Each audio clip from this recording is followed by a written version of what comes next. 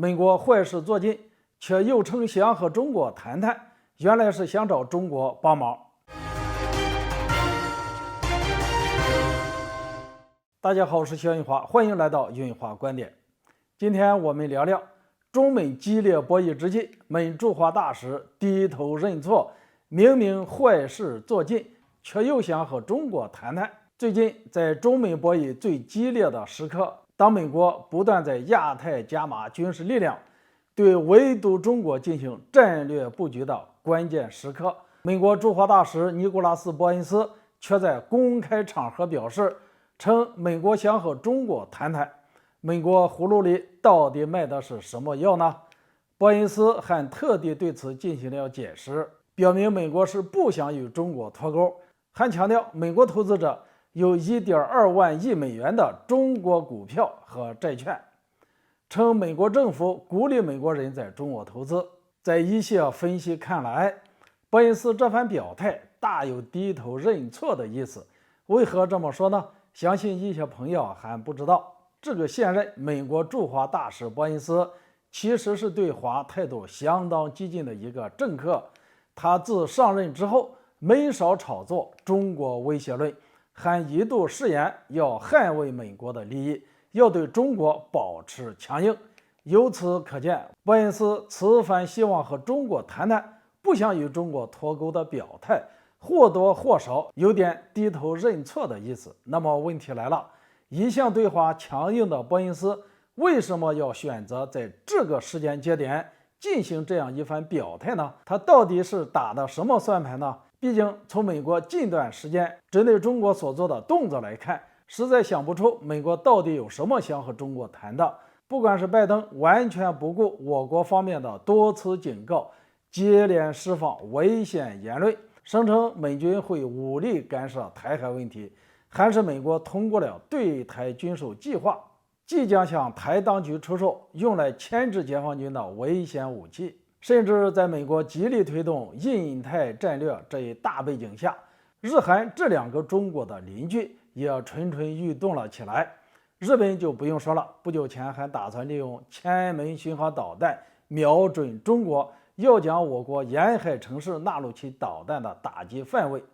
可以说，对于日本这么一个野心勃勃的国家，解放军从来就没有懈怠过，一直都在时刻警惕着。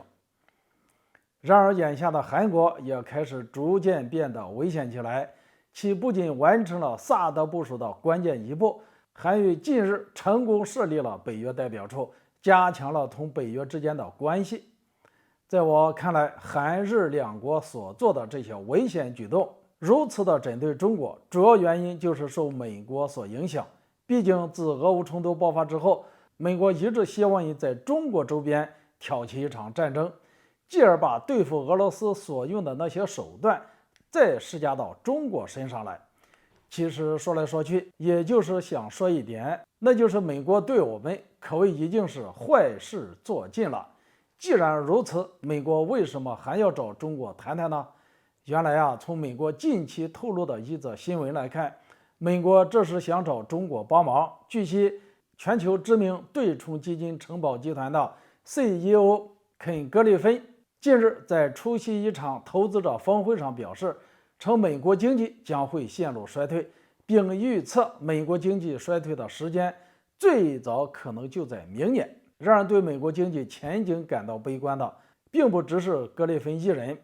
另一位美国知名对冲基金经理也表示出了同样的担忧。他甚至预测美国经济将在明年遭遇硬着陆。总之，从美国这些经济人士的分析来看，美国明年的经济状况或许很糟糕，而这大概率又与美国居高不下的高通胀率有很大的关系。于是在此时此刻，一向对华强硬的美国驻华大使就表示想和中国谈谈，还表示美国不想和中国脱钩。在我看来，美国这就是想找中国帮忙。毕竟拜登此前为了应对美国国内的通胀问题，还想着要取消中国数枚商品加征的关税，只是拜登害怕这会被外界误认为是对中国的服软，所以只是光打雷不下雨，迟迟没有做出实际的行动。而如今拜登当局意识到了不对劲儿，开始发现再不采取补救措施，美国明年的经济或许就要完蛋。于是，美国驻华大使一改此前的态度，想来找中国帮忙，想试探中国的口风。在我看来，美国的这个忙，我们还是不帮为好，毕竟我们不能养虎为患。今天这个话题就聊到这里，欢迎大家留言交流，下次见。